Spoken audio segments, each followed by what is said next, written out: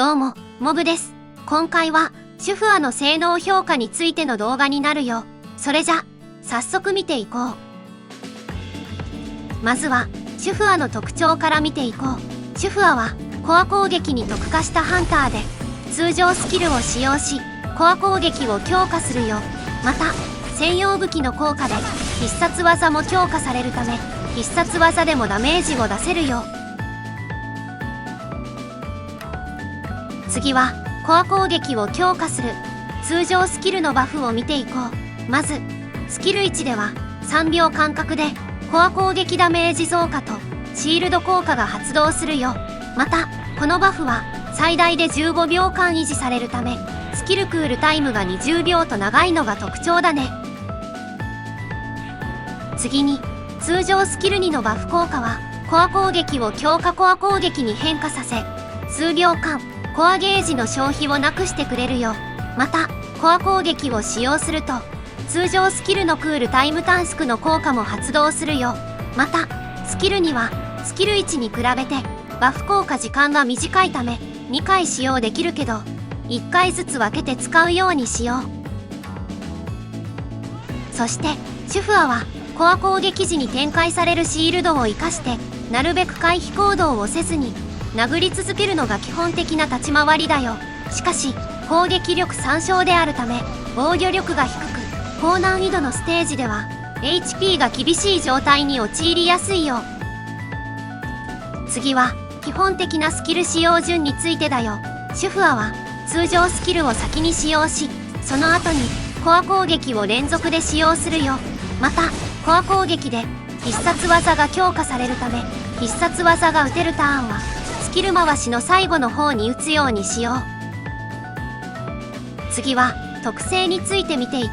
う。シュフアは、通常スキル1を使用後に着地すると、オンザステージ効果を発動するよ。この効果は、3秒ごとに、コア攻撃ダメージ増加と、シールドを展開するよ。また、通常スキル2を使用すると、ハイテンション効果が発動し、コア攻撃強化、コアゲージの消費量解除、通常スキルのクールタイム短縮の効果が得られるよ。次に、1凸にすることで、ハイテンション効果が強化されるよ。強化後の効果では、コア攻撃ダメージ増加の倍率や、スキルクールタイム短縮の効果が、より大きくなるよ。また、強化コア攻撃が命中することで、テンションダウン効果を敵に付与することもできるようになるよ。この効果は、シュフアから受けるダメージが増加するため、強化コア攻撃を多く命中させよう。次に、3凸にすることで、パフォーマンス効果が強化されるよ。この効果は、既存のものに比べ、パワーゲージチャージや、水属性ダメージ増加の効果が追加されたよ。次に、5凸にすることで、スキル2にバフ効果が追加されたよ。この、ボリュームアップ効果は、強化コア攻撃の攻撃速度増加と、与えるダメージ増加や、クリティカル増加の効果が付与されるよ。そのため、これまでの凸効果を踏まえ、基本的には1凸がおすすめで、そこから凸を重ねるごとに、どんどん自信を強化していくハンターになるね。次は、専用武器についてだよ。シュフアの専用武器は、コア攻撃を使用することで、必殺技のダメージが強化されるよ。また、必殺技を使用すると、これらのバフ効果が解除されてしまうため、次の必殺技を打つまでに、再度効果を重複させておく必要があるね。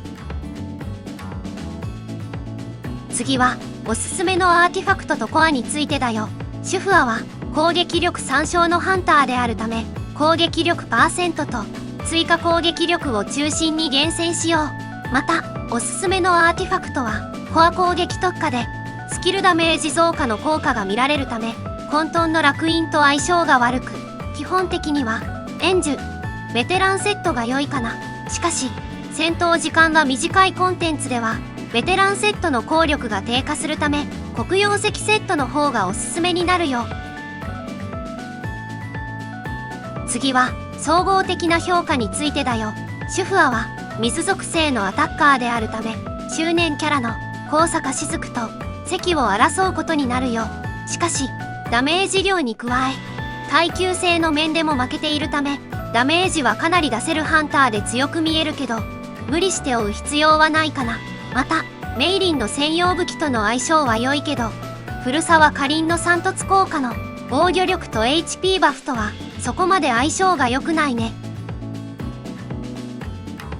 そのため、個人的には、主婦アは1凸から5凸でキープして、ミオンをピックアップして引いた方が良いかな。また、このコラボは、後半戦の方が厳しい戦いになり、7月末頃には、水しの葵も控えているため、焦らずに慎重に引くようにしよう。最後に、新しい封鎖任務のステージで、実際に使っていくよ。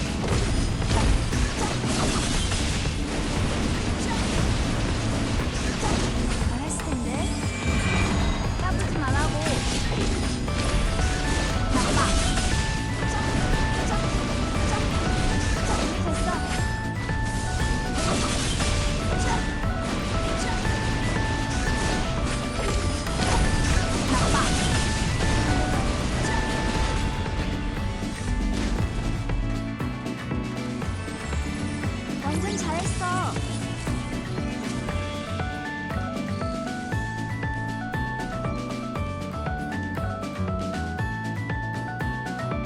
今回の動画は以上になるよ。これからもこのチャンネルでは俺あらの動画をたくさん投稿するつもりだよ。よかったらチャンネル登録、高評価、コメントお願いします。